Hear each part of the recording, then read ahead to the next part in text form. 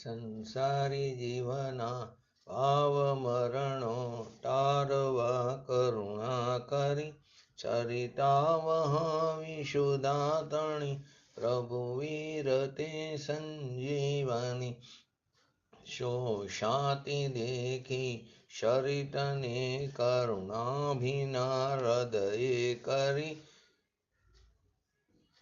મુનિકુંદ સંજીવની સમય પ્રાભત તણે ભાજન ભરી કુંદ કુંદ રચ્યું શાસ્ત્ર સાતિયા અમૃતે પૂર્યા ગ્રંથાધિરાજ તારામ ભાવો બ્રહ્માંડ ના ભર્યા અહો વાણી તારી પ્રશમ રસભાવે નિતરતી મુમુક્ષુને પાતી અમૃત રસ અંજલિ ભરી ભરી અનાદિની મૂર્છા વિષતણી ત્વરાથી ઉતરતી વિભાવે તે થંભે સ્વરૂપ ભણી દોડે પરિણતિ તો છે નિશ્ચય ગ્રંથ ભંગ સગરા વ્યવહારના ભેદવા તો પ્રજ્ઞાક્ષિણી જ્ઞાનને ઉદયની સંદેશહો છેદવા સાથે સાધકનો તો ભાનો જગનો સંદેશ મહાવીરનો વિષમો ભવક્લાંતના હૃદયનો તો પંથ મુક્તિ તણો શોણ્યેટને રસ નિબંધ શિથિલ થાય જાણેતને હૃદય જ્ઞાની તણા જણાય તો રોચતા જગતની રુચિ આરશેષો તો રીઝતા શકલ જ્ઞાયક દેવરીજે બનાવું પત્ર કુંદનના રત્નો ન અક્ષરો લખી તથાપી કુંદ સૂત્રોના અંકાએ મૂલ્ય ના કદી તથાપી કાનવાણીના અંકાએ મૂલ્ય ના કદી નમો રેંકણં નમો સિદ્ધણં નમો અયર્ણં નમો વજણં નમો લોહેશો શ્રાવણ ચતારી મંગલમ અર્હંતા મંગલમ સિદ્ધા મંગલમ શાહો મંગલમ કેવલી પંતો ધમો મંગલમ ચતારી લુગુટમાં અર્હંતા લુગુટમાં સિદ્ધા લુગુટમાં શાહો લુગુટમાં કેવલી પંતો ધમો લુગુટમાં ચતારી શરણ ભોજામી અર્હંતે શરણ ભોજામી સિદ્ધે શરણ ભોજામી શાહો શરણ ભોજામી કેવલી પંતો ધમો શરણ ભોજામી ઓમ નમો અર્હંતાણં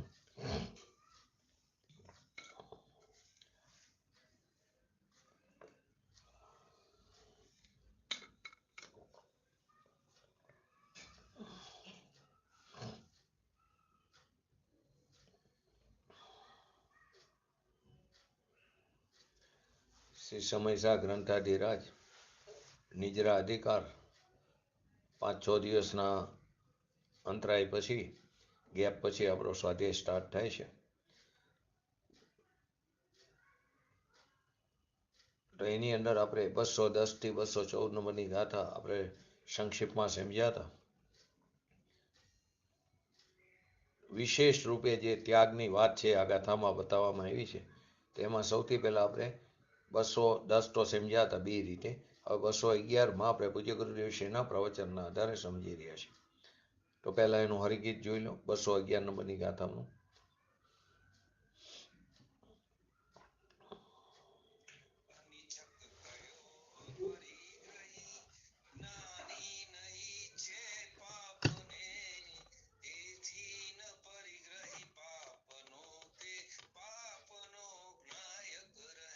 અનિચ્છક કહ્યો અપરિગ્રહી જ્ઞાનીનો ઈચ્છે પાપને તેથી નો પરિગ્રહી પાપનો તે પાપનો જ્ઞાય કરે. તેમાં આપણે છેલ્લે લીધું હતું જ્ઞાનીને પાપ એટલે કે અધર્મ કીધું. જ્ઞાનીને અધર્મનો પરિગ્રહ કેમ નથી? તો કે ઈચ્છાના અભાવને લીધે જ્ઞાની અધર્મને ઈચ્છતો નથી, માટે તેને અધર્મનો પરિગ્રહ નથી. કેમ તો કે જ્ઞાનમય એવા એક જ્ઞાયક ભાવના સદભાવને લીધે, જ્ઞાનમય એક એવા જ્ઞાયક ભાવના સદભાવને લીધે એને પાપ અને પુણ્યની ઈચ્છા થતી નથી. એ ખાલી કેમ તો કે એને પોતાનો ભગવાન આત્મા દ્રષ્ટિમાં આવ્યો છે. એ કારણે એ જ્ઞાની અધર્મનો કેવળ જ્ઞાયક જ છે. પોતામાં જાણે છે ને પોતાને જાણે છે. એ એની પોતાની ભૂમિકામાં જાણે છે. એટલે અધર્મનો કેવળ જ્ઞાયક જ છે. એમાં ખરેખર કહેવામાં શું આવ્યું છે કે ધર્મી કોને કીધું? કે જેને રાગથી ભીન પોતાનો ભગવાન આત્મા જ્ઞાયક ભગવાન આત્મા દ્રષ્ટિમાં આવ્યો છે, એનો એને સ્વીકાર કર્યો છે. એ જ્ઞાયક ભાવ તે હું છું એવું જ એને અંતરમાં દ્રષ્ટિ સહિત જેને અનુભૂતિ થઈ છે, એને અહીંયા જ્ઞાની કહો કે ધર્મી કહો કે સાધક કહો, કોઈ પણ કહો. કોઈ એમ કે જ્ઞાની તો હશે પણ અમારે તો ધર્મ કરવો હોય, પણ અહીં જ્ઞાની કહો કે ધર્મી કહો બંને એક જ વાત છે કે જેણે પોતાના ભગવાન આત્માને આશ્રય લીધો છે, એને અંતરમાં શાંતિ, આનંદ અને જ્ઞાનની નિર્મળ દશા પ્રગટ થઈ છે. એને લઈને ધર્મીને પુણ્યનો પરિગ્રહ નથી, એને પાપનો પણ પરિગ્રહ નથી. હવે એની જગ્યાએ અધર્મ શબ્દને બદલાવીને આપણે એનું 16 પ્રકારે અલગ અલગ સૂત્રો મુજબ એનું વાત કરી શકાય.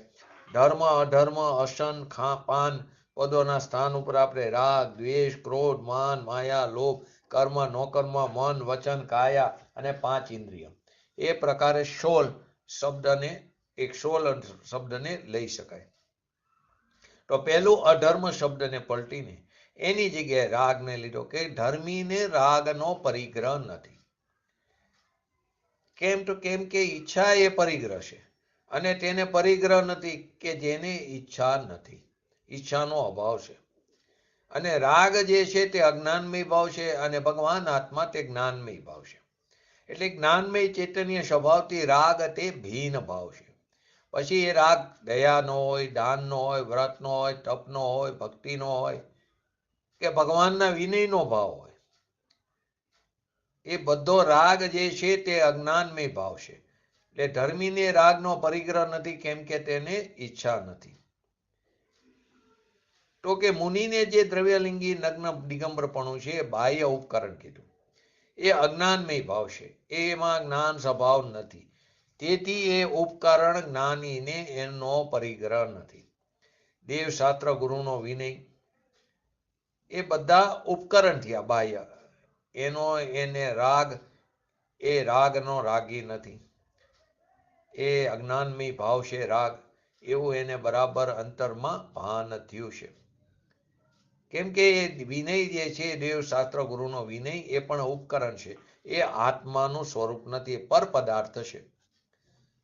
તો કે રાગ જે એટલે કે ઈચ્છા નથી, ઈચ્છા જ એને પરિગ્રહ છે. હવે ઈચ્છા જ નથી તો એને એ પરિગ્રહનો અભાવ છે. શુભાશુભ ભાવ એ અજ્ઞાનમય ભાવ છે. કોઈ શુભ રાગની ઈચ્છા જ્ઞાનીને નથી કેમ કે ઈચ્છા એ પરિગ્રહ છે. તો એ ઈચ્છા જ્ઞાનીને નથી, માટે રાગની ઈચ્છા એને નથી. ને રાગ જે છે તે અજ્ઞાનમય ભાવ છે અને અજ્ઞાનમય છે, માટે જ્ઞાનીને તે અજ્ઞાનમય ભાવની પકડ નથી, પરિગ્રહ નથી. કેમ કે એને રાગને અજ્ઞાનમય ભાવ કીધો, માટે એ જ્ઞાનીને એ અજ્ઞાનમય ભાવની પકડ નથી. કેમ તો કે જ્ઞાનીને જ્ઞાયક ભાવ હોવાથી, ધર્મીને જ્ઞાયક ભાવ પર્યાયમાં અનુભવવાથી, એને રાગ, દયા, દાન, વ્રત, તપ, ભક્તિ, પૂજાનો રાગ, એને એનો પરિગ્રહ નથી કેમ કે તેની ઈચ્છા નથી, ઈચ્છા નથી, તેથી રાગનો પરિગ્રહ તેને નથી. આવો આ વિતરાગ માર્ગ છે. અને વિતરાગ સ્વરૂપ પોતાનો જે ભગવાન આત્મા છે એના આશ્રય વિતરાગ પર્યાય થાય છે. સમ્યક દર્શન એ વિતરાગી પર્યાય છે.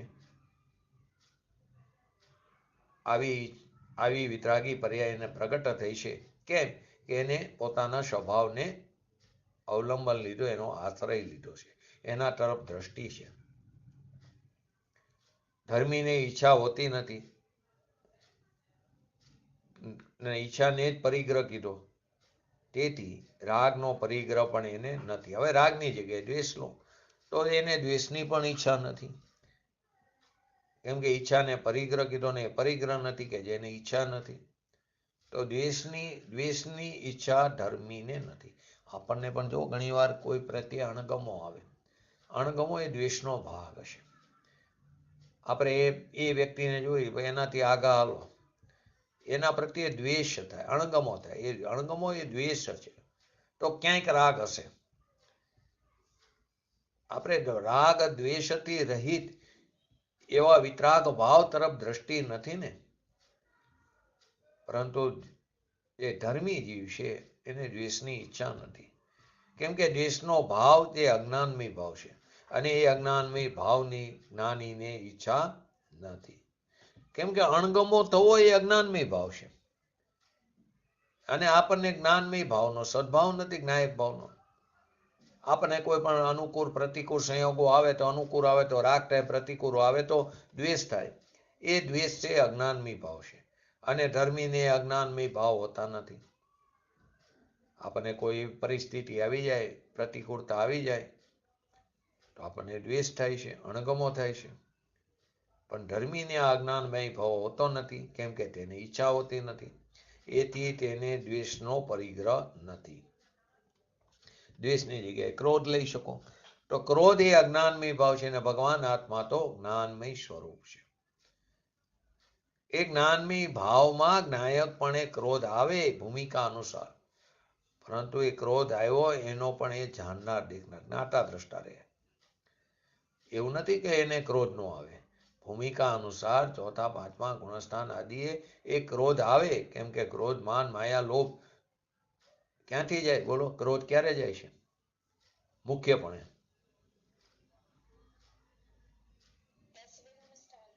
અવાજ ઓછો આવે, 1 મિનિટ. ક્રોધ ક્યારે જાય છે?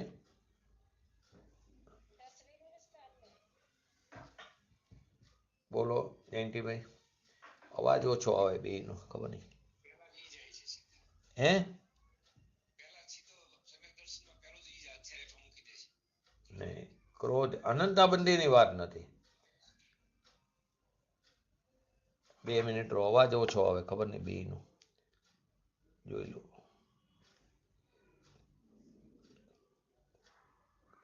ક્રોધ માન માયા લોભ સ્વંજલનની વાત ચાલી રહી છે. કેમ કે સ્વંજલન કસાય તો છે ને જયંતિભાઈ, તો ક્યારે જાય?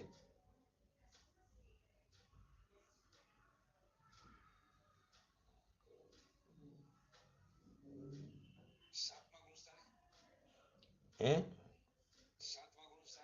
હા, 7મા ગુણસ્થાને સૌથી પહેલો શું જાય? ક્રોધ જાય. 8મા એ માન જાય. 9મા એ ક્રોધ માન માયા, 9મા એ માયા જાય, ને 10મા એ લોભ જાય. સૂક્ષ્મ લોભ હોય છે સ્વંજલનની અપેક્ષાએ. અનંતાબંધી તો ચોથા ગુણસ્થાને જાય. તો જ્ઞાનીને પણ ક્રોધ તો છે, મુનિરાજને પણ આવે, પણ એ કયો? છઠ્ઠા ગુણસ્થાને, પણ એ સ્વંજલન કરશે. એ ક્રોધ એટલે આપણો જેવો ક્રોધની ક્રોધ વાત નથી. એ ક્રોધ આવે જ્ઞાયકપણે એને જાણનારો રહેશે. જ્ઞાયકપણે તેનો જાણનારે, પણ તે મારો ભાવ છે એવો પરિગ્રહ ધર્મીને હોતો નથી. કેમ કે એને પોતાના ભગવાન આત્માને પરિગ્રહપણે પકડી લીધો છે. નાયક તે ધર્મીનો પરિગ્રહ છે. શું કહો છો? અવાજ નથી આવતો. હે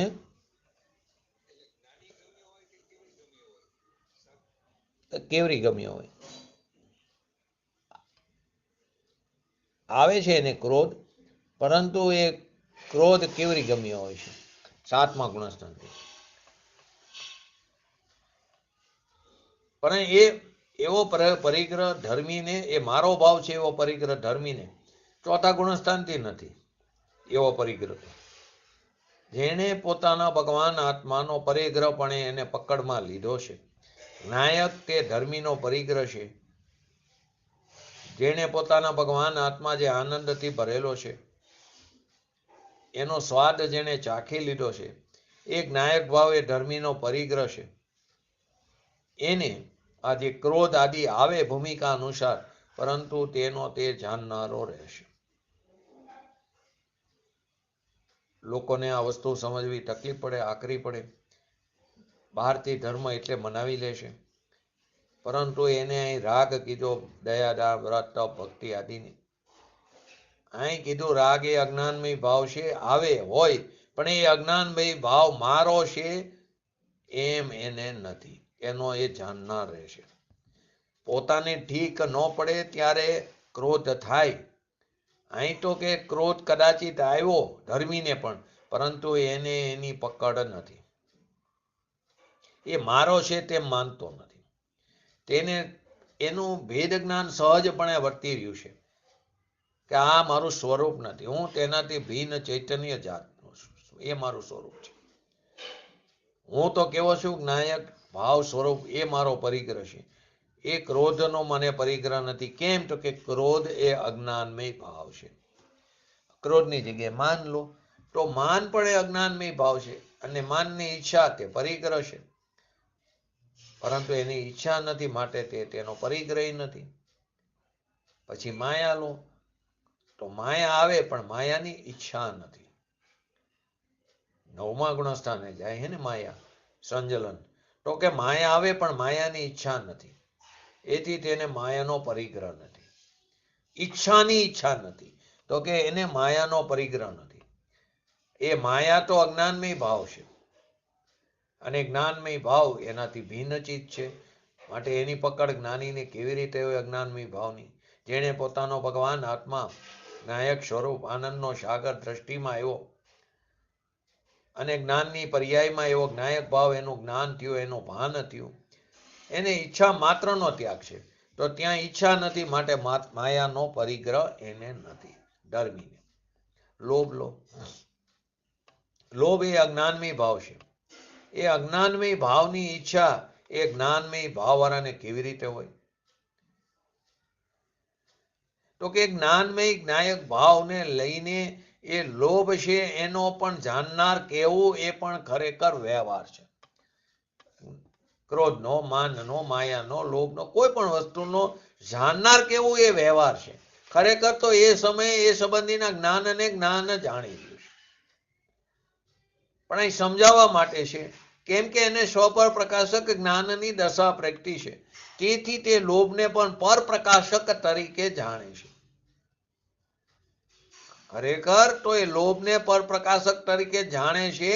એ સમયે પણ એ લોભ સંબંધીના જ્ઞાનને જ્ઞાન પોતાની સત્તામાં રહીને, પોતાના સ્વચતુષ્યમાં રહીને, પોતાના દ્રવ્ય ક્ષેત્રકાર ભાવમાં રહીને જાણી રહ્યું છે. પણ એ ઈચ્છા ને લોભ મારો છે એવું ધર્મીને હોતું નથી. આવી અમૃતની ધારા જેની અંદર વહે છે, જેણે પોતાના આવા ભગવાન આત્માના અમૃતના આનંદની ધારા જાણી છે, અનુભવી છે, એ લોભને પોતાનો કેમ માને? જેણે નિર્લોભ વિતરાગી સ્વરૂપ એનું એવું એને પોતાનું માન્યું છે, એ લોભ તે અજ્ઞાનમય ભાવ છે. એ જ્ઞાનમય ભાવવાળો એ અજ્ઞાનમય ભાવને કેમ ઈચ્છે? એટલે લોભ એ અજ્ઞાનમય ભાવ છે, અને એની અંદર ચૈતન્ય ભગવાનનો અભાવ છે. પહેલા કર્મનું જોર છે એમ જે પરિણીતિ માનતી હતી, એ પરિણીતિ પોતાના ભગવાન આત્મા નાયક તરફ ઢેરી. તેથી કહે છે કે કર્મ મારી ચીજ જ નથી, કર્મ મારા છે જ નહીં. પછી કર્મ આવ્યું ને, ક્રોધ, માન, માયા, લોભ, રાગ, દ્વેષ, ક્રોધ, માન, માયા, લોભ અને કર્મ. પહેલા કર્મનું જોર છે એમ પરિણીતિ માનતી હતી. એ પરિણીતિ જ્યારે પોતાના ભગવાન આત્મા તરફ ધરી, તેથી કે કર્મ મારી ચીજ જ નથી, કર્મ મારા છે જ નહીં, કર્મ મને કર્મ છે જ નહીં.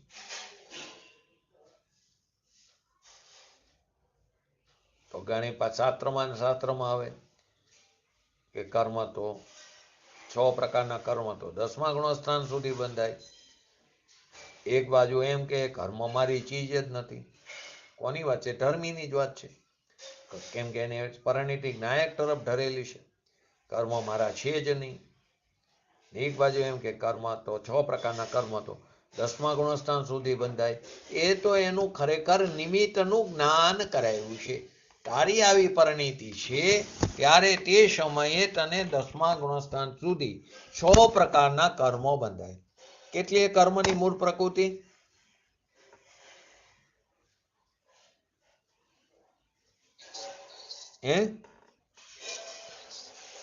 કેટલી છે મૂળ પ્રકૃતિ? અવાજ કેમ નથી આવતો ખબર નહીં.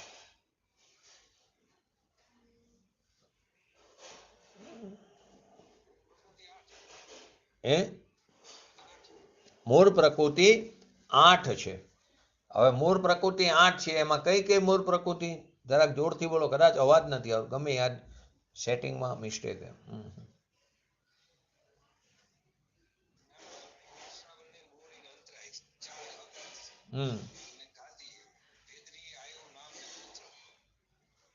અઘાતી, ઘાતીની અંદર જ્ઞાનાવણીય, દર્શનાવણીય, મોહનીય અને અંતરાય.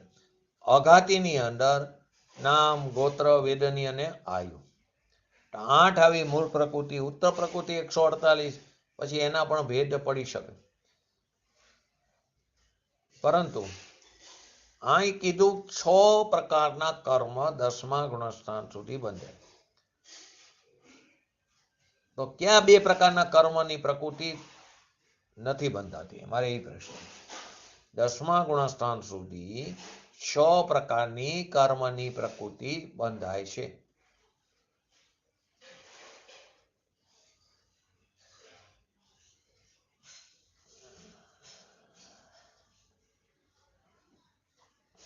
જો પહેલું લો, જ્ઞાનાવણીય કર્મનો બંધ કયા ગુણસ્થાનથી લઈને કયા ગુણસ્થાન સુધી બંધાય? બંધ, ઉદયને એની વાત નથી, એની સત્તાની વાત નથી, બંધ બંધાય એની વાત છે. નહીં, જ્ઞાનાવણીય કર્મનો બંધ પહેલા ગુણસ્થાનથી લઈને દસમા ગુણસ્થાન સુધી બંધાય છે. દસમાનો અંત, બરાબર. પછી દર્શનાવણીય કર્મનો બંધ. હા, પણ ત્યારે પૂર્ણ જ્ઞાન તો થઈ ગયું છે ને. કેવળ જ્ઞાન, પૂર્ણ જ્ઞાન તો થઈ ગયું છે. ક્ષાય જ્ઞાન, પૂર્ણ જ્ઞાની તો કહેવાય, ઓલો અનંત જ્ઞાની કહેવાય.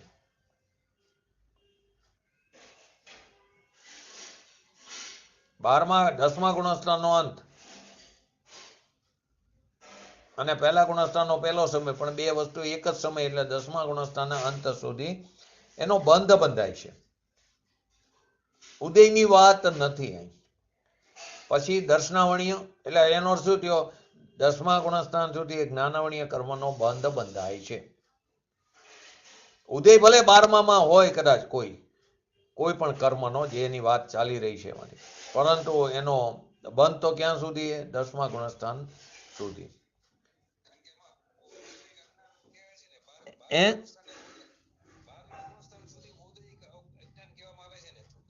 અજ્ઞાન તો કેવળ જ્ઞાનની અપેક્ષાએ કહેવામાં આવે. કેવળ જ્ઞાન નથી, એ અપેક્ષાએ પૂર્ણ જ્ઞાનીને પણ અજ્ઞાની કહેવામાં આવ્યા છે.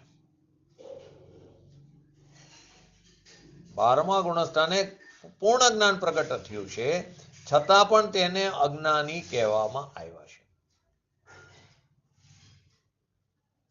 મતિશ્રુત જ્ઞાની છે, હજી કેવળ જ્ઞાન પ્રગટ્યું નથી, એને અજ્ઞાની કહેવામાં આવ્યા. કેવળ જ્ઞાન નથી એ અપેક્ષાએ, બાકી છે તો એ પણ પૂર્ણ જ્ઞાની.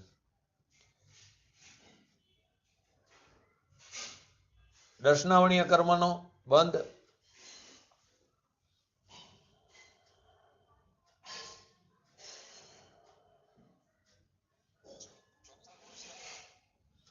દર્શનાવણીય કર્મનો બંધ એ પણ પહેલા ગુણસ્થાનથી લઈને દસમા ગુણસ્થાન સુધી થાય છે. પહેલાથી લઈને દસમા સુધી થાય છે. કેવળ દર્શન 13માં થાય, પરંતુ 12મા ગુણસ્થાને પૂર્ણ તો છે જ. પછી વેદનીય કર્મનો બંધ એ કયા ગુણસ્થાન સુધી થાય?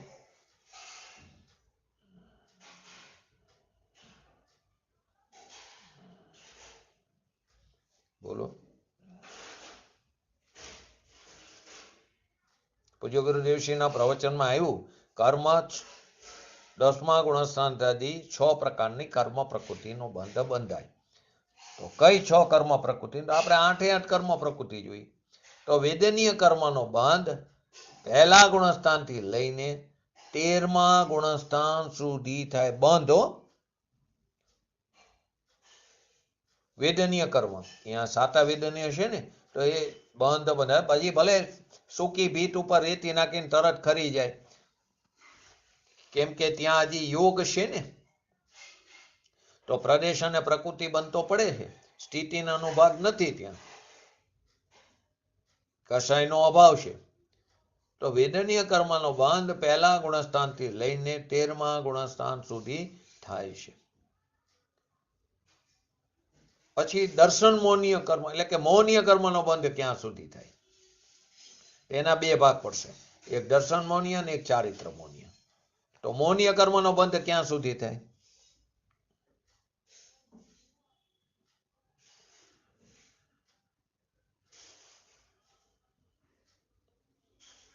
બોલો.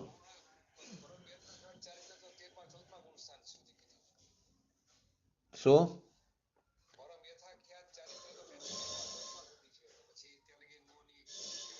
જો તમે આખું કેવર જ્ઞાનની અપેક્ષા લો છો. પહેલી વસ્તુ, દર્શન મોહનીય ક્યારે જાય? પહેલું એ જુઓ. મોહનીયમાં દર્શન મોહનીય બરાબર 4થા ગુણસ્થાને જતું રહે એટલે દર્શન મોહનીય નો બંધ માત્ર પહેલા ગુણસ્થાનમાં જ થાય છે. દર્શન મોહનીય બંધની વાત ચાલી રહી, ઉદયની વાત નથી ચાલતી. ફરી કહું છું, બરાબર. ચારિત્ર મોહનીય નો બંધ ક્યાંથી ક્યાં ગુણસ્થાન સુધી?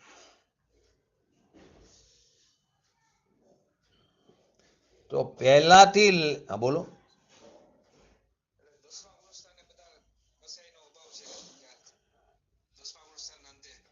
હા બરાબર, એ વાત તમારી બરાબર, પણ અહીં પણ બંધની વાત ચાલે. તો ચારિત્ર મોહનીય કર્મનો બંધ પહેલા ગુણસ્થાનથી લઈને 9મા ગુણસ્થાન સુધી થાય છે. તો કે આપણે તો 10મામાં સૂક્ષ્મ લોભ કઈ છે? તો કે 10મા ગુણસ્થાનમાં સૂક્ષ્મ લોભ કસાયના ઉદયથી સૂક્ષ્મ લોભ પરિણામ થાય છે, પરંતુ એને ચારિત્ર મોહનીય કોઈ પ્રકૃતિનો બંધ થતો નથી. ઉદય થાય છે. બંધ બંધાવાનું તો 9મા ગુણસ્થાન સુધી જ છે લોભનો. હવે બંધાણુથી ઉદયમાં 10મા સુધી આવે સૂક્ષ્મ લોભ, એના પરિણામ થાય છે, પરંતુ નવો બંધ સૂક્ષ્મ લોભ ચારિત્ર મોહની કોઈ પણ પ્રકૃતિનો બંધ એને થતો નથી. તો હવે અહીં એક તો આવ્યું તમારે 6માંથી. હવે 8માંથી એક કયો ન બંધાય 10મામાં? તો કે મોહનીય કર્મ. બરાબર, મોહનીય કર્મનો બંધ બંધાવાનું 10મા ગુણસ્થાનમાં નથી થતું. બંધાવાનું એટલે 8માંથી એક નીકળી ગયું, હજી 7 રહ્યા. 7માંથી આપણે તો 6 જ લેવા, હજી એવું એક કર્મ રહ્યું. તો કે એના પછી લો નામ કર્મ. તો નામ કર્મનો બંધ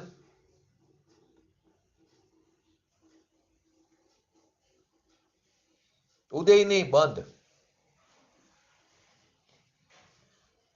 એ પણ પહેલા ગુણસ્થાનથી લઈને 10મા ગુણસ્થાન સુધી એનો બંધ થાય છે. ઉદય તો હોય 13મામાં પણ. ગોત્ર કર્મનો ઉદય એટલે ગોત્ર કર્મનો બંધ એ પણ પહેલા ગુણસ્થાનથી લઈને 10મા ગુણસ્થાન સુધી થાય છે. અંતરાય કર્મનો બંધ,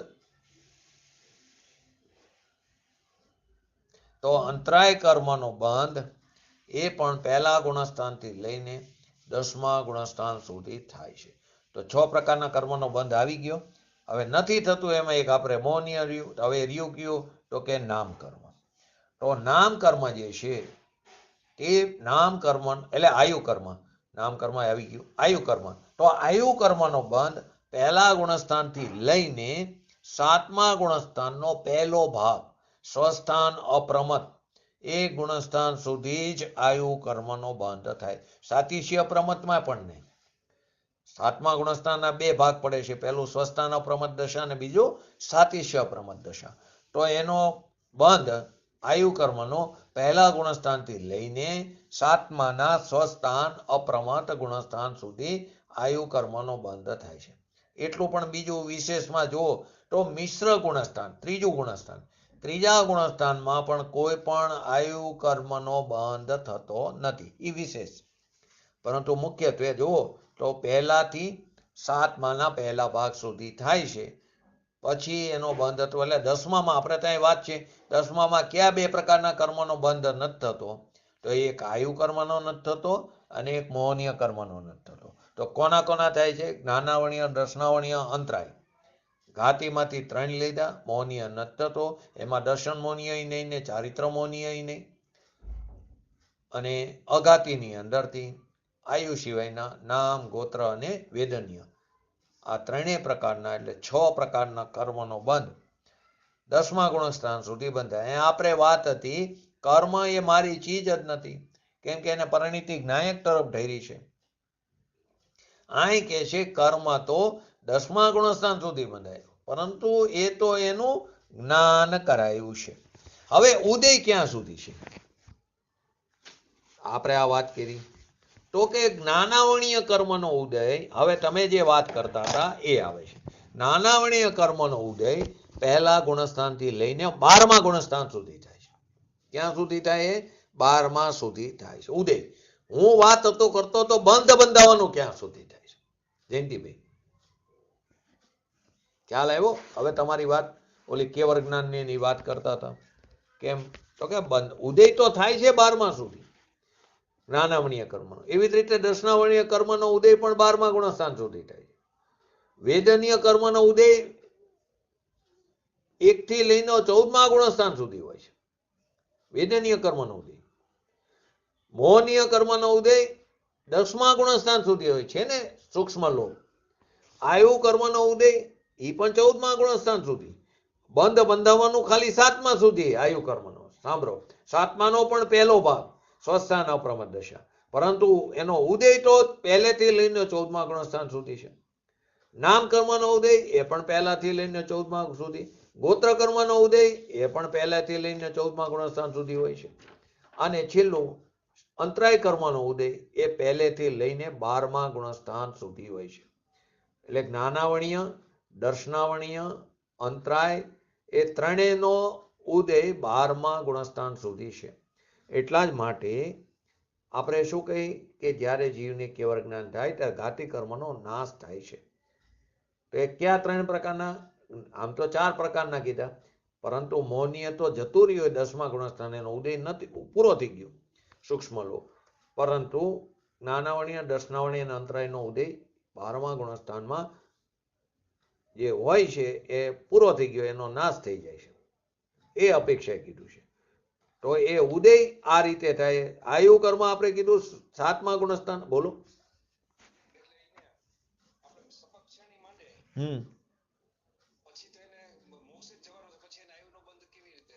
એને ક્યાં થયો આયુ બંધ?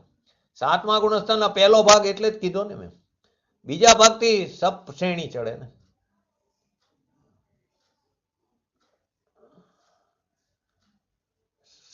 સાતમા ગુણસ્થાનના 2 ભાગ છે. અત્યારે આ કારના મુનિરાજ બીજા ભાગમાં જઈ શકતા નથી, એવા જ એમના પરિણામોની હોનાર છે. કેમ કે અત્યારે કોઈ શ્રેણી ચડી શકતા નથી, એવો પુરુષાર્થ વાળો જીવ નથી. ખરેખર જો એવા જ પરિણામ વાળા જીવ છે. સાતિશય અપ્રમત દશામાં જાય એટલે શ્રેણી ચડે, પછી ભલે ઉપસમ ચડે કે સપક ચડે એ પછીની વસ્તુ છે. પણ અત્યારે કોઈ શ્રેણી ચડી શકતા નથી. કેમ? તો કે પહેલા ભાગુથી જ હોય છે જીવ સ્વસ્થાન અપ્રમત દશામાં.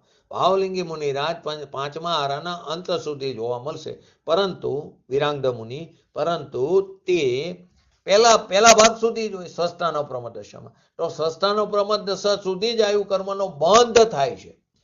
ઉદય તો આયુ કર્મનો 14મા ગુણસ્થાન સુધી હોય છે.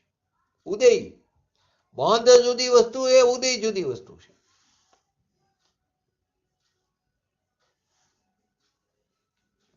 ખ્યાલ આવ્યો? જયંતિભાઈ, બરાબર, ત્યાં સુધી એનો ઉદય હોય છે અને એનું સત્તા ક્યાં સુધી હોય છે? 8 8 કર્મની. તો કે જ્ઞાનાવણીય કર્મનો પહેલેથી લઈને 12મા ગુણસ્થાન સુધી એની સત્તા હોય છે. જ્ઞાનાવણીય કર્મની સત્તા ને ઉદય આવ્યો હોય. દર્શનાવણીય કર્મનો પહેલેથી લઈને 12મા ગુણસ્થાન સુધી, વેદનીય કર્મનો પહેલેથી લઈને 14મા ગુણસ્થાન સુધી, મોહનીય કર્મનો પહેલેથી લઈને 11મા ગુણસ્થાન સુધી એનું સત્વ જોવામાં આવે છે. આયુ કર્મનો પહેલેથી લઈને 14મા ગુણસ્થાન સુધી, નામ કર્મનો પહેલેથી લઈને 14મા ગુણસ્થાન સુધી, ગોત્ર કર્મનો પહેલેથી લઈને 14મા ગુણસ્થાન સુધી અને અંતરાય કર્મનો પહેલેથી લઈને 12મા ગુણસ્થાન સુધી એની સત્તા જોવામાં મળે છે. આ પ્રકારે આ બંધ સત્તા અને ઉદય, બંધ સત્તા અને ઉદય કર્મની જે 10 પ્રકારની પ્રકૃતિ છે એને આપણે જોઈ. 10 પ્રકારની પ્રકૃતિમાં બંધ, સત્તા, ઉદય, ઉપશમ, ઉદીરણા, સંક્રમણ, ઉત્કર્ષણ, અપકર્ષણ, નિધતિ અને નિકાચિત. અહીં અત્યારે વાત આપણે જુદી હતી કે અહીં તો લીધું સાથે સાથે આપણે કે પૂજ્ય ગુરુદેવશ્રીના પ્રવચનમાં આવ્યું કે 10મા ગુણસ્થાન સુધી 6 પ્રકારના કર્મનો બંધ બંધાય છે. તો કયા પ્રકારના 6? તો એ આપણે સમજ્યા. 2 ક્યાં નથી થતા? તો કે મૌનીય. મૌનીયના 2 ભાગ, દર્શન મૌનીય અને ચારિત્ર મૌનીય. દર્શન મૌનીયનો બંધ પહેલા ગુણસ્થાન સુધી થાય અને ચારિત્ર મૌનીયનો બંધ 9મા બંધ 9મા ઉદય તો થાય છે 10મામાં લોભનો, પરંતુ બંધ બંધાવવાનું 10મા ગુણસ્થાન સુધી થાય છે. બાકીના આયુ કર્મ તો કે 7મા ગુણસ્થાનના પહેલા ભાગ સુધી, સ્વસ્થાન અપ્રમદ દશા સુધી. ઉદય 14મા ગુણસ્થાન સુધી જોવા મળે છે. અહીં કીધું કર્મનો એને ધર્મીને પરિગ્રહ નથી. કોઈ કે મને અસાતા કર્મ, મને જ્ઞાનાવણીય કર્મ છે, કોઈ કે મને મોહ કર્મ, કોઈ કે મને અંતરાય કર્મ છે, પરંતુ ધર્મી એ માનતો નથી. ધર્મી પણ એમ કે આ મારો દીકરો, આ મારી સ્ત્રી છે, આ મારી દુકાન છે, પરંતુ બોલતો દેખાય પરંતુ અભિપ્રાયમાં પડ્યું એ મારો નથી. અહીં તો એનાથી પણ વાત જુદી કે કર્મ પણ મારું નથી. ઈચ્છા પરિગ્રહ છે ને એને પરિગ્રહ નથી, કેમ કે એને ઈચ્છા નથી. ઈચ્છા અજ્ઞાનમય ભાવ છે. અને કર્મ કેવું છે? અજ્ઞાનમય ભાવ છે. અને અજ્ઞાનમય ભાવ જ્ઞાનીને હોતો નથી. કેમ કે જ્ઞાનીને જ્ઞાનમય ભાવનો સદભાવ હોય છે. તો અજ્ઞાનમય ભાવ જે ઈચ્છા, એના અભાવને લીધે ધર્મીને કર્મની ઈચ્છા નથી. તો કર્મનો પરિગ્રહ અજ્ઞાનમય ભાવને લઈને એ કર્મની જ્ઞાનીને પકડ નથી, એટલે કે મારા છે એવો ભાવ નથી. એને તો જ્ઞાનમય ભાવ છે. કેમ કે એને અંદર અમૃતના સાગર હિલોરા મારે છે. અહીં કે છે કર્મ એ મારી ચીજ જ નથી, મને કર્મ છે જ નહીં. કર્મ મારી ચીજ જ નથી, જ મીકો વજન, અને મને કર્મ છે જ નહીં. આપણે કર્મને રાજા બનાવી દીધો હોય. અન્ય મતમાં ઈશ્વરને રાજા બનાવ્યો, ઈશ્વર બધું કરે. આપણે જૈનોમાં કર્મને શાસ્ત્રમાં આવે કે સમકીતીને આટલા કર્મ છે એવું આવે શાસ્ત્રમાં, પરંતુ એનું જ્ઞાન કરાવે છે. એ કર્મ મારા છે એમ એ માનતો નથી. ને એની જગ્યાએ આપણે કે કર્મને લઈને મને જ્ઞાનનો ઉગાડ થાય, જ્ઞાનાવણીય કર્મનો ઉદય છે માટે મને જ્ઞાનનો ઉગાડ નથી, ને એનો એ જ્ઞાનાવણીય કર્મ મંદ પડ્યું માટે મને જ્ઞાનનો ઉગાડ થાય. કર્મ ખસે તો ઉગાડ થાય, કર્મનો ઉદય હોય તો મારું જ્ઞાન રોકાઈ જાય છે. અહીં કે છે એમ વાત નથી. આપણી પોતાની જ્ઞાનની પર્યાયનો ક્ષયોક્ષમ છે એ આપણે લઈને કર્યો છે. કર્મના ક્ષયોક્ષમથી થયો છે એમ નથી. કર્મ તો ઠીક, પણ કર્મ શબ્દ સાંભળીને જે જ્ઞાન થયું, કર્મ શબ્દ સાંભળીને જે જ્ઞાન થયું એનો પણ જ્ઞાનીને ધર્મીને પરિગ્રહ નથી. કેમ? કેમ જ્ઞાન એ પરલક્ષી જ્ઞાન થયું, પરના લક્ષ્ય થયું. ભગવાનની દિવ્ય ધ્વનિ સાંભળીને જે જ્ઞાન થયું એ જ્ઞાનને પણ પરલક્ષી જ્ઞાન કીધું, એનો પણ એને પરિગ્રહ નથી. શાસ્ત્ર વાંચીને પઠન પાઠન કરીને પૂજ્ય ગુરુદેવશ્રીનું ટેપ પ્રવચન સાંભળીને જે જ્ઞાન થયું એ પણ પરલક્ષી જ્ઞાન છે. એનો એને પરિગ્રહ નથી, એની એને પકડ નથી. એમાં કહેલી વાતને સ્વના લક્ષે વિચારે એ જ્ઞાન થયું છે પોતાનું પોતાને કારણે, પરંતુ ત્યાં વિનય વિવેક રૂપે નિમિત્તનું જ્ઞાન કરાવવા અને વિનય વિવેકના ભાગ રૂપે જે નિમિત્તના નિમિત્તે આપણને આ વસ્તુ સાંભળવા મળી, સમજવા મળી, એનો ઉપકારનો પ્રતિ ઉપકાર વાળવા આપણે અસમર્થી, એ વિનયનો ભાગ છે. અહીંયા અવિનય ન હોય કે મને તો મારું જ્ઞાન મારે કારણે થયું, એમ ન હોય. ત્યારે એમ કે મને પૂજ્ય ગુરુદેવશ્રીના નિમિત્તે આ કાર્ય આત્મા શબ્દ સાંભળવા મળ્યો. પરંતુ પૂજ્ય ગુરુદેવશ્રી જેવા આવા વિરલા ગુરુ કોઈ ભાગ્યે જોવા મળે. એ એમ કે તું તારા આત્મા સામે જો.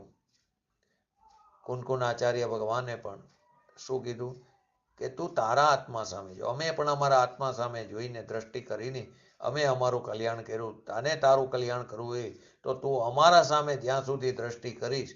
આવું ભગવાનની દિવ્ય ધ્વનિમાં આવ્યું ને એ વાતને એમને પરોક્ષ રીતે ભગવાનની દિવ્ય ધ્વનિને શાસ્ત્રોના માધ્યમથી આપણને સમજાવી કુનકુન આચાર્ય દેવે કે જ્યાં સુધી તું અમારા ઉપર દ્રષ્ટિ કરીશ ત્યાં સુધી તને તારા આત્માની પ્રાપ્તિ નહીં થાય. જો તારે તારું કલ્યાણ કરવું હોય તો તું અમારા ઉપરથી પણ દ્રષ્ટિ હટાવી દે. તું તારા ભગવાન આત્મા ઉપર દ્રષ્ટિ કર. કેમ કે અમે આ જ માર્ગ ઉપર ચાલ્યા. તો તારે તારું કલ્યાણ કરવું હોય, સંસારના પરિભ્રમણનો તારે અંત લાવવો હોય તો તારે તારા ભગવાન આત્મા તરફ દ્રષ્ટિ કરવી પડશે. ને બીજામાં શું કે તું અમારા શરણે આવી જા, અમે તારું કલ્યાણ કોઈનું કાંઈ કરી શકતું નથી. એ બધું પરલક્ષી જ્ઞાન છે. અહીં કહે છે જેને પોતાનો ભગવાન આત્મા ચૈતન્યના ચંદ્રનો પરિગ્રહ જેને પકડ્યો છે એને આ કર્મનો પરિગ્રહ કેવી રીતે હોય? ન હોય. કેમ કે એક મ્યાનમાં બે તલવાર ન રહી શકે. એમ જેને જ્ઞાયક ભાવ મારો પરિગ્રહ છે એને કર્મ મારો પરિગ્રહ છે એમ હોય નહીં કે કર્મને લઈને આમ થાય, કર્મને લઈને નથી થતું. આપણા પોતાને કારણે આપણા પોતાના જ્ઞાનનો ઉગાડ અને આપણા જ્ઞાનનો ઢંકાવું એ આપણા કારણે થાય છે. પરંતુ ખરેખર જોઈએ તો એ ચીજ પણ ઈચ્છવા જેવી નથી. જ્ઞાન મને ઓછું છે, જ્ઞાન મને વધારે છે, એ ઈચ્છવા જેવી નથી. નાયક ભાવ જ્યાં પકડમાં આવ્યો એને જાણવાની પર્યાયનું પરનું જાણવું એની પકડ એનો પરિગ્રહ નથી. એને જાણવાની પર્યાયનો પરિગ્રહ નથી. પરનું જાણવું એ એની એને પકડ નથી. કે જાણવાની પર્યાયનો જો પરિગ્રહ હોય તો પર્યાય પર દ્રષ્ટિ અટકી ગઈ. માટે પૂજ્ય ગુરુદેવ છે વારંવાર કહેતા જ્યાં સુધી પર્યાયની સન્મુખતામાં રહેશે ત્યાં સુધી ભગવાન આત્માની પ્રાપ્તિ નહીં થાય. પર્યાયે પણ પર્યાયની સન્મુખતા છોડવી પડશે. અને એ પર્યાય જ્યારે ભગવાન આત્માને દ્રષ્ટિનો વિષય બનાવશે, એને જ્ઞાનનું જ્ઞેય કરશે, સ્વજ્ઞ, ત્યારે તેને ભગવાન આત્માની પ્રાપ્તિ થશે. પછી લો ન કર્મ. તો બાહ્યની જેટલી ચીજ છે એ બધા નો કર્મ, એનો પરિગ્રહ નથી. પછી એમાં સ્ત્રી, કુટુંબ, રાજ, 6 ખંડનો ચક્રવર્તી હોય, રાજ હોય, ઇન્દ્રાસનો, કરોડો અપ્સરાઓ, ધર્મીને એનો પરિગ્રહ નથી. કેમ કે એ જ્ઞાનમયથી વિપરીત અજ્ઞાનમય ભાવ છે. કેમ કે એમાં જ્ઞાનમય ભાવનો અભાવ છે, તેથી એ અજ્ઞાનમય ભાવ છે. પરંતુ લોકોને સમજણમાં ન હોય પછી કે સોનગઢનો માર્ગ તો નિશ્ચય આભાસી. ખરેખર આપણને આત્માના સ્વરૂપની ખબર નથી. વિતરાગ માર્ગમાં પર વસ્તુ એ મારી એ આત્મામાં ન હોય. ત્યાં પોતાના ભગવાન આત્માનો આદર થયો, સ્વીકાર થયો, સત્કાર થયો, ત્યાં પોતાના ભગવાન આત્માનો પરિગ્રહ થયો. એને બાહ્ય કોઈ પણ મારી ચીજ છે એવી ઈચ્છા હોતી નથી. કેમ કે ઈચ્છા અજ્ઞાનમય ભાવ છે, પર વસ્તુ પણ અજ્ઞાનમય ભાવ છે. અને આ જ્ઞાન ત્યાં નથી. એ નો કર્મ થયું. પછી મન, દ્રવ્ય મન અને ભાવ મન. તો મન અજ્ઞાનમય ભાવ, મન એ અજ્ઞાનમય ભાવ છે. દ્રવ્ય મન જડ લો, પરમાણુ છે. મનના સંબંધે મને વિચાર આદિ આવે અને એ લાભ થાય છે એમ નથી. કેમ કે મન એ અજ્ઞાનમય ભાવ છે અને અજ્ઞાનમય ભાવ તે જ્ઞાનમય ભાવવાળો ભાવ એને નથી, એમાં એનો અભાવ છે. જળ છે માટે એને અજ્ઞાનમય કીધું. ભાવ મન તો કે સંકલ્પ વિકલ્પ છે એ પણ મારું સ્વરૂપ નથી. બધા પ્રકારના વિકલ્પોથી આરામ પામે. નિર્વિકલ્પ દ્રવ્યને પકડવું હોય તો પર્યાયને પણ નિર્વિકલ્પ થવું પડશે. કોઈ પણ પ્રકારના વિકલ્પ નહીં. હું જ્ઞાયક છું એવો વિકલ્પ પણ નહીં. માટે સોગાનીજી કહે ને, સમ્યક દર્શનને આવવું હોય તો આવે, મોક્ષને આવવું હોય તો આવે, એવો પણ વિકલ્પ નહીં. કેમ કે વિકલ્પ એ પરિગ્રહ છે, એ ઈચ્છા છે, એ અજ્ઞાનમય ભાવ છે. એ પણ મારું સ્વરૂપ નથી. વિકલ્પ સંકલ્પ આદિ એ રાગમાં ગયું. ભાવમન એટલે એટલું જ્ઞાન નહીં, સંકલ્પ વિકલ્પ બધું આવી ગયું. એ અજ્ઞાનમય ભાવ સંકલ્પ વિકલ્પમાં એ ભગવાન ચૈતન્ય જ્ઞાનમય ભાવના પરિગ્રહમાં એ અજ્ઞાનમય ભાવ ન હોય. આગળ કીધું ને, એક મ્યાનમાં બે તલવાર ન હોય. આ ભગવાન કેવરી ભગવાનનો આ સંદેશ છે પરમાત્માનો. એ મન મારું છે એવો પરિગ્રહ ધર્મીને નથી. જેને પોતાનો ભગવાન જ્ઞાયક ભાવ પકડમાં આવ્યો હોય એને આ જ્ઞાનમય ભાવની પકડ કેવી રીતે હોય? પછી વાણી લો તો વાણી એ વચન એ અજ્ઞાનમય ભાવ છે. ઈચ્છા નથી એને તો અજ્ઞાનમય ભાવનો પરિગ્રહ નથી. ધર્મીને કોઈ ઈચ્છા જ નથી. એને તો પોતાના જ્ઞાયક ભાવની અંદર ભાવના વાળો છે. એને ઈચ્છાનો પરિગ્રહ છે જ નહીં. તેથી તેને વચનનો પરિગ્રહ પણ નથી. આ વચન જે બોલાય છે મારાથી બોલાય છે અને મારું છે એમ નથી. તો એનાથી કેટલો બધો ફરક પડી જાય કે મારે કારણે આટલા લોકો ધર્મનું સ્વરૂપ સમજે છે. એ જે માન મદ છે એ માન મદ ચાલ્યો જાય છે. હું બોલી શકતો જ નથી. આ સમયે વાણી પોતાની યોગ્યતાથી એ ભાષા પ્રજ્ઞાનું કાર્ય છે. મારાથી ભૂલ થાય એ પણ ભાષા, પણ એનાથી નિશ્ચયભાષી નથી થવાનું. ભલે ગમે એમ બોલે રાખવું એમ નથી. વિનય વિવેકપૂર્વક બોલવું પડે. પરંતુ કદાચ એમાં ભૂલ થાય તો શ્રોતાએ પણ સમજવું જોઈએ કે તે થયું એ સમયે આવી જ વાણી ખરવાની હતી. માટે ક્યાંય કોઈ શબ્દોમાં અથવા તો કોઈ સંખ્યામાં ક્યાંય કોઈ ધર્મી જ્ઞાની પુરુષ પ્રવચન કરતો હોય ત્યારે એનાથી ભૂલ થાય તો એનો વચ્ચેથી એમાં પ્રશ્નો ન કરે. તમે આ બોલ્યા પણ ખરેખર આમ છે એમ નહીં. પછી એકાંતમાં કેવું છે તમે આ કીધું પણ મને આ સમજાણું નહીં, મને આ મારા ખ્યાલમાં આ પ્રકારે છે એમ કરીને એની પાસે ખુલાસો કરવો જોઈએ એકલાય. પરંતુ પોતાના જ્ઞાનનો અહીંયા પરિચય ન કરાવો. તો આ વચન જે બોલાય છે મારાથી બોલાય છે અને મારું છે એમ એને નથી. કેમ કે વચનનો પરિગ્રહ નથી. વચન તો વાણી વર્ગણાથી ઉત્પન્ન થાય છે. ભાષા વર્ગણા એ કઈ આત્માથી ઉત્પન્ન નથી થતું. ધર્મ દશા પ્રગટ થતા વચનની વર્ગણાનો પરિગ્રહ નથી કે હું આમાં બોલું. આવી ભાષા હોય તો લોકોને મજા આવે, ઠીક પડે. તો ભાષા મારે આમ કરવી પડે. કોઈ સૂક્ષ્મ વસ્તુ જો લેવા જઈ તો સંખ્યાઓ ઘટતી જશે. એના બદલે હું પ્રાથમિક લઉં, લોકોને મજા આવે. હું આમ ભાષા બોલું એમ નથી. એ સમય એમ જ થવાનું હોય. જેને ખરેખર પોતાના આત્માને સમજણ કરવી હોય એને કોઈ વસ્તુ અઘરી પડતી નથી. કેમ કે જો તિર્યંજ પણ સમ્યક દર્શન પ્રગટ કરી શકતા હોય તો આપણે કેમ કરી ન શકીએ? શાસ્ત્રમાં આવે મીઠું બોલવું, એ તો રાગની મંદતાની વાત કરી છે. કોણ બોલે? એ બધી વ્યવહારની વાત છે. આવે ને મોક્ષમાં પ્રકાશકમાં આવે 8મા અધ્યાયમાં ઉપકાર એકબીજાને કરવો. ભગવાને પણ ઉપકાર કર્યો હતો. એ બધી નિમિત્તની વાત છે. અત્યારે તો ખૂબ જ ચાલે છે. લોકનો નકશો હોય અને શું હોય એની નીચે શું લખે બોલો? અત્યારે તો જૈનની પરિભાષા એ લોકનો નકશો મૂકે અને નીચે શું લખે?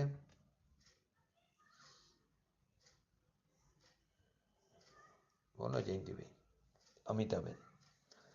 પરસ્પર જીવાનામ ઉપગ્રહો. પરસ્પર જીવને ઉપકાર કરો. 14 બ્રહ્માંડનો નકશો હોય અને નીચે લખે પરસ્પર ઉપગ્રહો જીવાનામ, એટલે કે આ જીવને બીજા જીવનો ઉપકાર અને એ જીવને આ જીવનો ઉપકાર. પરંતુ વાસ્તવમાં શું છે એ વાત? તો સ્વાર્થ સિદ્ધિ અંદર આવે શાસ્ત્રમાં, પરંતુ સ્વાર્થ સિદ્ધિ વચનિકામાં એ ઉપકારની વાત બતાવી. આગળ પણ આપણે આ વાત થઈ ગઈ છે. એ ઉપકાર એટલે એ નિમિત્ત છે, તેને ત્યાં ઉપકાર કહેવામાં આવ્યું છે. ધારો કે આપણને કાર્ય થયું તો પૂજ્ય ગુરુદેવ શ્રી નિમિત્ત થયા. એ ઉપકાર એટલે કે તે નિમિત્ત છે, તેને ત્યાં ઉપકાર કહેવામાં આવ્યો છે. પણ નિમિત્તથી ત્યાં પરમાં કાંઈ થાય છે એમ નથી. તું બીજા જીવનો તું ઉપકાર કરી શક, ત્રણ કારમાં નથી. એ નિમિત્ત છે. તું નિમિત્ત છું. આપણે કારણે કોઈને ફાયદો થાય, તું નિમિત્ત છું, પણ મેં તેનો ઉપકાર કર્યો એમ નથી. તો ઉપકાર એટલે અહીંયા નિમિત્તનું કથન છે, નિમિત્તની વાત છે, એને ઉપકાર કહેવા. પણ નિમિત્તથી ત્યાં પરમાં કંઈ થાય છે એમ નથી. સ્વાર્થ સિદ્ધિની અંદર છે તત્વસૂત્રની ટીકા, એમાં ઉપકારનો અર્થ કર્યો. કોની પર્યાયને કોણ ખસેડી શકે? ઘણા કહે છે ને, સાહુકાર હોય અમે તો ગરીબોને રસ્તે ચડાવી. કોણ ચડાવે? ઘણા પૈસાવાળા હોય, મોટા મોટી ફેક્ટરીઓ હોય, ઉદ્યોગપતિઓ હોય, એ એમ કે અમે આ બધા પૈસા કમાઈ. આપણે એમ કે હવે તો તમારા ઘણા બધા પૈસા થઈ ગયા, હવે શું જરૂર છે? તો એમ કે અમે તો લોકોને જીવન નભે એ માટે હવે અમે કામ કરીશું. અમારે અહીંયા ત્યાં આટલા બધા માણસો કામ કરે છે, એનો સંસાર ચાલે એટલા માટે અમે કામ કરી છે. કોણ કોને નિભાવી શકે? તને શું થયું તું ખોટું, એનો મદ કરે છે. એટલે અહીં જે પોતાનો ભગવાન આત્મા છે, એવી જ્યાં અંતરદ્રષ્ટિને અનુભવ થયો, તે જ્ઞાનીને એ વચનનો પરિગ્રહ કેવી રીતે હોય? કેમ કે એ તો જડની પર્યાય છે. વાણી જડની પર્યાય છે ને ઈચ્છા પરિગ્રહ છે, તો એને ઈચ્છા નથી એટલે કે પરિગ્રહ નથી. તો વચનનો પરિગ્રહ તેને નથી, કેમ કે ઈચ્છા નથી. હવે કાય તો કેટલા પ્રકારના શરીર છે? ટોટલ શરીરના કેટલા પ્રકાર? 5. ઔદારિક, વૈકરિક, આહારક, તેજસ અને કારમણ. એ અજ્ઞાનમય ભાવ છે ને ભગવાન આત્મા તે જ્ઞાનમય છે. તો એને અજ્ઞાનમય ભાવની ઈચ્છા પરિગ્રહ કેમ હોય? એની જગ્યાએ આપણે શું કહીએ? આ મારું શરીર, હું નિરોગી છું, એનો આપણને મદ હોય. કોઈ કે હું રોગી છું, અમારે તો ઘણું કરવું હોય પણ શું કરીએ, અમારે અસાતા વિદ્યને કર્મનો ઉદય છે, અમારે તો આટલો બધો રોગ છે, અમે કેવી રીતે ધર્મને સમજી શકીએ? કોઈ એમ કે હું તો નિરોગી છે, અત્યાર સુધી મેં કોઈ દવા નથી લીધી. જાત જાતની ભ્રાંતિ પડેલી છે. તો કે એ બધી શરીરની દશા, ને શરીર જ અજ્ઞાનમય છે. હવે જ્ઞાનમય એવા ધર્મી જીવને એ શરીર મારું છે એવો એને પરિગ્રહ નથી. છતાં ધર્મી શરીરને મેન્ટેન કરતા હોય, અથવા તો એને બીમાર પડ્યા હોય તો દવા પણ લેતા દેખાય, પરંતુ તેને એ રાગનો રાગી નથી. ત્યારે એના અભિપ્રાયમાં પડ્યું છે આ સમયે આમ જ થવાનું હતું, દવાથી મારો રોગ સારો નહીં થાય, તો સારો થવાનો હશે તો થશે, તો આ દવા નિમિત્ત છે. એના અભિપ્રાયમાં આ વસ્તુ પડેલી છે. માટે જ્ઞાનમય એવા ધર્મી જીવને શરીર મારું છે એવો પરિગ્રહ નથી. પરંતુ આ વસ્તુ ન સમજાય તો પૈસા આપો તો ધર્મ થઈ જાય. તો રૂપિયા આટલો ખર્ચો કરો કરોડો, પણ ક્યાં એ ચીજ તારી હતી તું આપી શકે? એ તો જડ છે. એ તો એ ક્રિયાવર્તી શક્તિને કારણે જવાનું હોય તો જાય છે, રહેવાનું હોય તો રહેશે. કાયાનો જેને પરિગ્રહ નથી, કેમ કે કાયા એ અજ્ઞાનમય વસ્તુ છે, અને ભગવાન આત્માનો જેને પરિગ્રહ છે, જ્ઞાનમય ભગવાન આત્માનો, એને અજ્ઞાનમય ચીજ કેવી રીતે હોય? પુરુષાર્થ સિદ્ધિ ઉપાયમાં આવે શરીર આદ્યમ ખલ્લુ ધર્મ સાધનમ, પરંતુ એ નિમિત્તનું કથન છે. આય કે છે ભગવાન આત્મા જે અનુભવમાં આવ્યો એની પકડ લઈને એ જ પરિગ્રહ મારો છે, એને કાયાનો પરિગ્રહ કેમ હોય? શ્રીમદજીમાં આવે છે ને, એકાકી વિચરતો વરી શમશાનમાં, વરી પરમતમાં વાઘ સિંહ સંયોગ જો, અડોળ આસનને મનમાં નહીં શોભતા, પરમ મિત્રનો જાણે પામ્યા યોગ જો. એવો અપૂર્વ અવસર ક્યારે આવશે? એવી ક્ષમતામાં અમે ક્યારે જોશું? તો શું કહે છે એમાં? શરીરને ખાવા મારો મિત્ર સિંહ આવે, કેમ કે એ તો મારો મિત્ર છે. મારું ક્યાં હતું તે મારું શરીર લે, મારું ક્યાં હતું તે મારું લે, પરનું શરીર પર લે છે. એ પર છે મારા માટે, એ પરનું શરીર પર ચીજ લે છે. પરંતુ આપણને ક્રિયામાં બહારથી દેખાય, ખરેખર તો એ જે પર છે એ પણ આપણા શરીરને અડી શકતો નથી, સ્પર્શ કરી શકતો નથી. સિંહ હોય, વાઘ હોય, હિંસક પશુ હોય, એ ખાતો હોય, મુનિરાજ હોય, પોતાના ધ્યાનમાં મસ્ત હોય, પરંતુ એ વાઘ, સિંહ, જે કંઈ હિંસક પશુ હોય, એનું મોઢું પણ એને અડી શકતું નથી. એ તો એ સમયે બનવાનું હતું, એ બને છે. એને એ દેહનું એ પ્રકારે એના પરમાણુનું ક્રિયાવર્તી શક્તિને કારણે ક્ષેત્રથી ક્ષેત્રાંતર થાય છે, એ પોતાને કારણે છૂટી જાય છે. તો કાયાનો પરિગ્રહ ધર્મીને નથી. શરીર ઠીક હશે તો ધર્મ થશે. શાસ્ત્રમાં પણ આવે, તું અત્યારે કરી લે, ઇન્દ્રિય કામ કરે છે ત્યાં સુધી આવે શાસ્ત્રમાં. શરીરમાં રોગ નો આવે, બરાબર બેસી શક, કમર કામ કરતી હોય, પગ ચાલતા હોય, ઇન્દ્રિયો કામ કરતી હોય, સાંભળવાની કર્ણેન્દ્રિય, ચક્ષુ ઇન્દ્રિય કામ કરતી હોય, તું વાંચી શકે, બધું આવે ત્યારે તું ધર્મ કરી લે. પરંતુ એ શેના માટે? એ તો પુરુષાર્થની જાગૃતિ માટે કહે છે. તું વૃદ્ધાવસ્થામાં ચાલી નહીં શક, તારે સમજવું હશે તો કોઈ સમજાવનાર મળશે, પણ કાન કામ કરતા નહીં હોય. તારે વાંચવું હશે તો આંખ કામ નહીં કરતી હોય. એ શેના માટે? એ તો પુરુષાર્થની જાગૃતિ માટે આવે કે શરીર નિરોગી છે ત્યાં ધર્મ કરી લેજે.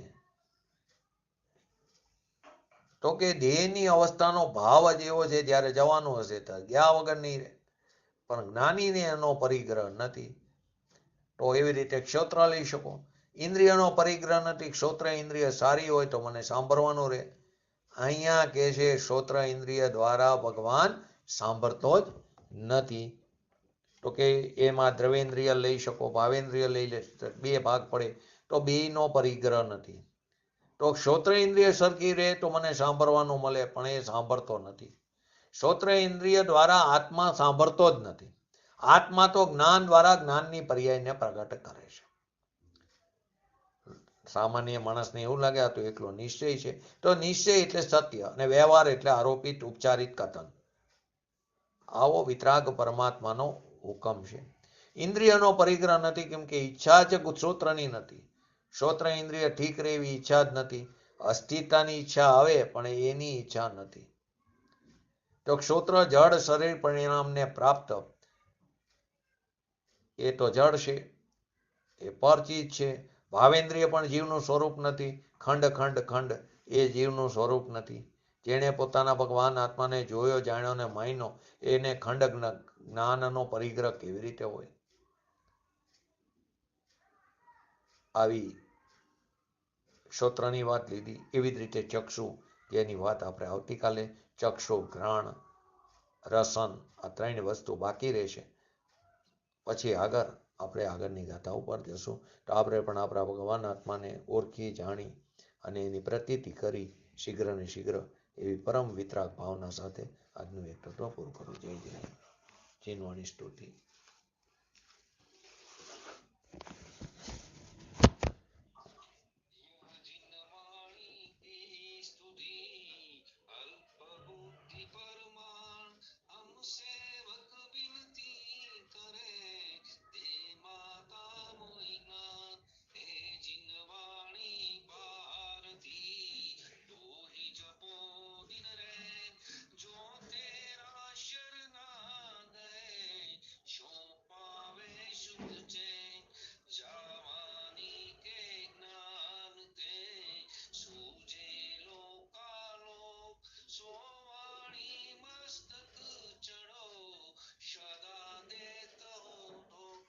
નમો રેંગટાણં નમો સિદ્ધાણં નમો હૈરણં નમો વજણં નમો લેસવ શ્રાવણમ ચત્તારી મંગલમ અરિહંતા મંગલમ સિદ્ધા મંગલમ શાહુ મંગલમ કેવલી પંતો ધમો મંગલમ ચત્તારી લોકોટમાં અરિહંતા લોકોટમાં સિદ્ધા લોકોટમાં શાહુ લોકોટમાં કેવલી પંતો ધમો લોકોટમાં ચત્તારી શરણ ભોજામી અરિહંતે શરણ ભોજામી સિદ્ધે શરણ ભોજામી શાહુ શરણ ભોજામી કેવલી પંતો ધમો શરણ ભોજામી બોલીએ શ્રી પંચ પરમેશ્વરી ભગવંતોનો જયો બોલીએ શ્રી ચિનવાણી માતનો જયો બોલીએ શ્રી પરમ પૂજ્ય પરમ ઉપકારી શ્રી સદગુરુ દેવનો જયો બોલીએ શ્રી પ્રસમમૂર્તિ ભગવતી માતનો જયો બોલીએ શ્રી સનાતન જૈન દિગંબર ધર્મનો જયો.